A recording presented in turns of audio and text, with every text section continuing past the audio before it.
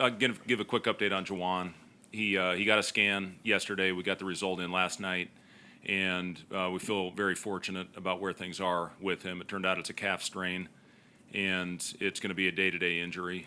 So he feels significantly better today than he did yesterday. It was a very scary situation for Jawan. I think everybody saw it was a non-contact injury, and he felt a pop, and obviously thought the worst.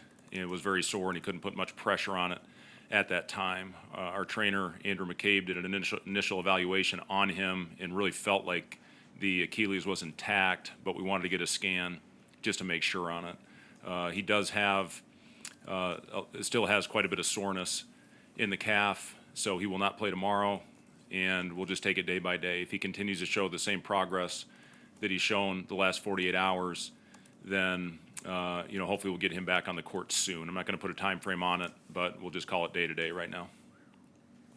When you initially saw that and just his reaction after the injury, I'm sure, did you jump to worst case scenario there? I honestly, Robin, I didn't see it.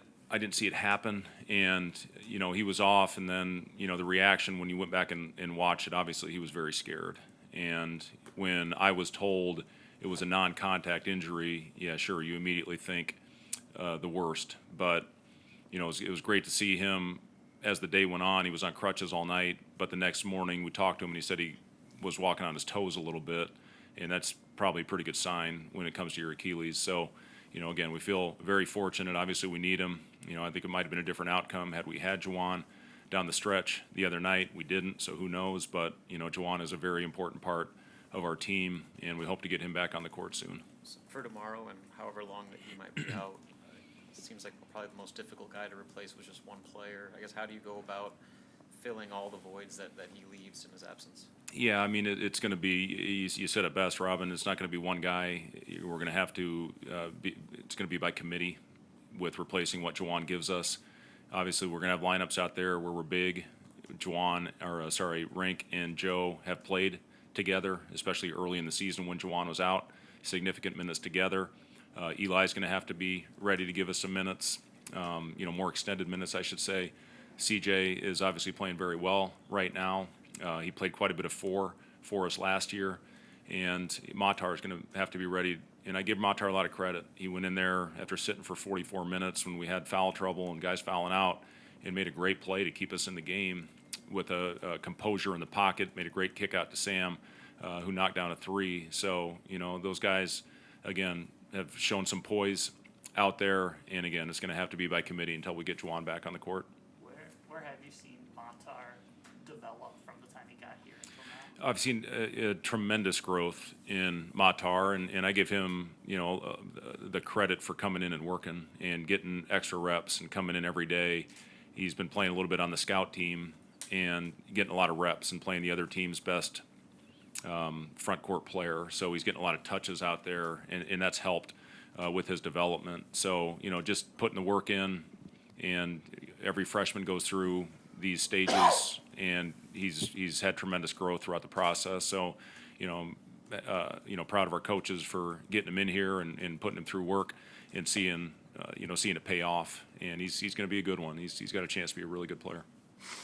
Coach, I'm sure the team has grown considerably since that first stretch of the season when there was no Jawan. So just how much can you take from that to apply to whenever he's going to be out? Yeah, I mean, obviously a very different portion of our schedule right now from where things were early.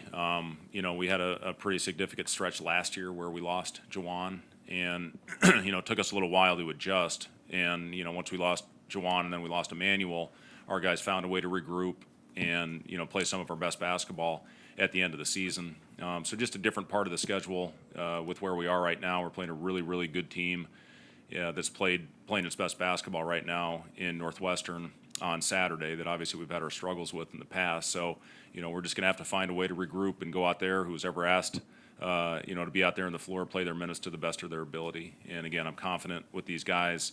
Obviously had a couple tough setbacks and two tough places to play. And as I told our guys after the game the other night and the next morning in the film session, we're a damn good basketball team. And you don't go on the road in an environment like we faced in New Jersey and have a double-digit lead if you're not a damn good basketball team. And things did not go our way, obviously, down the stretch in those last 9 minutes of the game, but you don't build that lead if you don't have a good team. You don't have a 15-point lead in their first Big Ten road test if you don't have a damn good basketball team. I know the sky's falling in right now. That's what I challenged our guys. Do not look at what people are saying, whether it's up here or whether it's down here, whether it's the media, whether it's the fans, whoever it is. We got to stay more even. We can't ride the roller coaster of emotions, and it's a tough time to play in the social media era that we are in right now. But we got to be more even. We can't be as emotional as we've been in the last couple games when things haven't gone our way. And then again, when they walk in and you see them licking their wounds a little bit, they're reading everything out there. Teams aren't winning a lot in the road right now, and we're part of that. We're 0-4 in this league, but we've shown we're capable. I think a lot of people forget we had a 16-point win on the road against a team in the Big 12 that's 5-1 right now. So we've shown that we have the ability to do it. We got to be more consistent. There's no doubt about that. We have to be more consistent to finish these games off and get in the winning column in this league on the road to know we can do it. We have to protect home court. We have to continue to do the things that we've done in the 3 really good wins that we've had at home. But I've challenged our guys. You got to put that stuff aside. You can't read it. You can't have the highs and lows that go along in this business. It'll drive you crazy. And, hopefully our guys buy into that. Right, finishing games, since you brought that up, what needs to happen differently from a basketball perspective for the outcome to be different? Well, it's different things. The other night it was rebounding, obviously. We could not get a rebound. You find a way to get 2 of those, and we're on the other end of it. But again, Juwan's out and Joe fouls out. We just could not go out there and get it. Those things happen. And, obviously the execution in the second half, the last 9 minutes, we did some really good things, and we tried to stick with that formula. We missed a wide-open layup in that. We missed 2 wide-open threes where guys weren't within 5 or 6 feet. We missed a 1-on-1 free throw. We had opportunities that we just didn't capitalize on. Give Rutgers credit. They really ramped up their pressure and made life difficult on us. But, for the most part, when you look over at the course of that game, the first 15 minutes of the first half and, the first 11 minutes of the second half, we did some really good things offensively against one of the best defensive teams in the country. We got to keep doing the things that make us successful. And when you go back and watch that, the turnovers and, the poor possessions that we had, you got to eliminate those if you want to win a game like that on the road. We had a 12-point lead, and we just threw the ball right to them. We had the ball to hopefully go up 14 on a 2-on-1 advantage, and we threw the ball right to them. They come down, hit a 3, now it's 9. Now it's manageable, especially in a road game. So it's just those mistakes that are being made. We got to eliminate, especially the unforced ones, and then you can start winning those games. This is a team that's gotten better as the year's gone on the last couple seasons, and we have to get better overall as a team, and we're going to keep working and keep pushing and keep coaching. People have no idea what goes on behind the scenes to try to get your team right, mentally, physically, to prepare them to go out and play these games to the best of their abilities. And our guys are doing that. They are going out there, they are fighting. Whatever happens on Saturday, we're going to keep swinging, and we're going to keep fighting, and we're not going to quit. I promise you about this team. After the Iowa game, Josiah made a comment as the game kind of got away late, that guys were almost kind of unapproachable, and they just seemed like the receptiveness to leadership and kind of banding together wasn't where it was earlier in the year. In that game, the Wisconsin game, the last time out at Rutgers, have you noticed anything like that? It was actually, to be honest with you, Robin, it was a lot better at Rutgers. The guys were talking, they were trying to figure it out in the huddles, and believe me, we talked a lot about that before our film session after the Iowa game, the body language, the guys not communicating with each other in the huddle. I talk about, and I know our guys get sick of it probably, but I talk about my playing days, and the best team I ever played on was the team with the Minnesota Timberwolves that went to the Western Conference Finals. That was a Sam Cassell hip away from probably winning an NBA championship. We didn't need the coach. We sat there and figured it out before the coach got in the huddle, and then Flip Saunders told us to play. Our guys have had moments of that. When you look at the Indiana game and Michigan State, even when they were going on their runs, when we were facing adversity, those guys were communicating and talking to each other and being receptive in the huddles anytime there was a timeout. And against Iowa, it was the opposite. So again, all you can do when you look back on a game, everything's a learning opportunity. And when we went back and watched that Iowa game and talked about it as a group, we corrected it. And, again, even though things didn't go our way against Rutgers, I really felt like they were making a conscious effort to have constructive conversations and communication.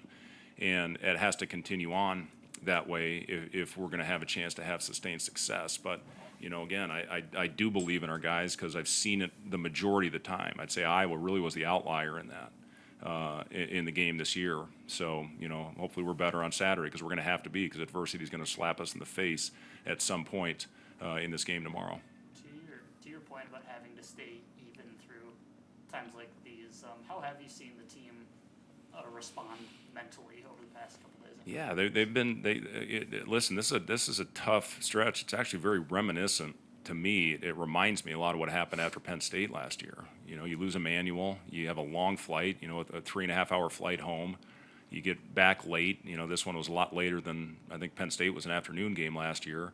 You get back, you're in your bed at 3:30, and guys probably didn't fall asleep till 5. So yesterday was a mental day. We were going to go a little bit harder than we normally do because of today being the day before an early game. So we got to bounce back, and yesterday, our guys were locked in. We did a little bit of live stuff. A few guys didn't just because they're banged up. And then today, we got them up and down, probably a little more than we normally would in an afternoon game, but I felt we needed it. We had to have that after what happened at Rutgers. So, yeah, the guys respond. I know I talked about that in the last game going into Rutgers, and we played, again, some pretty darn good stretches of basketball, but didn't finish the job. And that's, at the end of the day, all that matters. So, now we got to find a way to close it, to get confident, to know we can win those games. Even though we ran away with, at the end of the day, Purdue, we made big plays down the stretch. Michigan State took a lead with under 3 to go. We made plays down the stretch. Indiana, we extended the lead down the stretch. So we've shown that we can do it in this building. Now, the challenge is doing it away from this building when the hostility of the crowd starts happening. So, we just got to continue to go out there and hopefully protect home court and find a way to start finishing games on the road. But again, the thing that I am excited about is we've had double-digit leads on the road. We came back from a 15-point deficit at Iowa. We gave ourselves a chance. We had a lead with 14 minutes to go. Now we got to correct the endings. And if we do that, we're going to be fine. We're going to be just fine. Besides Garden, Boo Booey, what are the keys against Northwestern? Yeah, I mean, they're so good. They're so smart. Chris does a hell of a job with this team. Boo Booey is, in my opinion, top 5 point guard in the country. And just his ability, he shoots that floater from 16, 17 feet like it's nothing. He's just got every trick in the bag. He's a great finisher. He's a great passer. Nicholson's top 50 in the country in offensive efficiency because of Boo Booey, because Boo Booey's getting them lobs and dunks and dump-offs. And Nicholson's a very good offensive rebounder. But, it all starts with him. But that whole team, they're tough. They're gritty. And, they had a chance. They were tied with under a minute to go against Wisconsin in their game a couple weeks ago. So, this is a really, really good basketball team. And, Boo Booey just puts you in all kinds of difficult situations because of his very diverse skill set. Coach Nebraska's going to honor the 93-94 team tomorrow. What do you remember about that team from your playing days?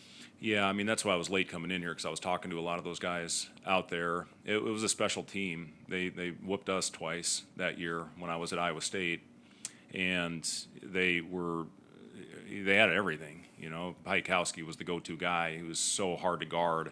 Jerron Boone was so good with the ball in his hands. Eric Strickland with his toughness and in his ability to shoot. The bigs played their roles, I thought, perfectly, and they had athletes, they had rebounding, and, it's going to be, I think, a really fun night. We're going to get together and have dinner tonight, hear from Coach Nee, and, get a chance to hear him speak, so we probably won't get out of there until about midnight when you open up the floor for him, but, it was great. I was just talking to Gary Bargan out there and several of the players, and it's great to see him back because those guys, I didn't know them very well, obviously, but, the chance to play against that team, that was really a special group. Coach Nee, what do you think, Fred, that he means to where this program is at today? And Say it again. What are your impressions of Coach Nee and what he means to this program as a whole? Yeah, Coach Nee did a home visit with me in Ames, and he was a hard guy to say no to. And I think when you look at the talent that he brought in to Lincoln, it shows why he had the best stretch of basketball in the history of the program. And he was on my radio show, it's probably 3 weeks ago now, I guess, and Greg Sharp asked one question, and then he just went on for a half an hour. It was great to hear him, because I caught up with him a few times over the years, but just to be able to sit there, I tried to interject once or twice, and I just like, you know what, I'm just gonna let Coach go. But yeah, he's meant a lot to this program. I mean, some of the best seasons, obviously, in the history of the program. So he's going to get a great ovation. He deserves it, and it'll be great to have him back in Lincoln.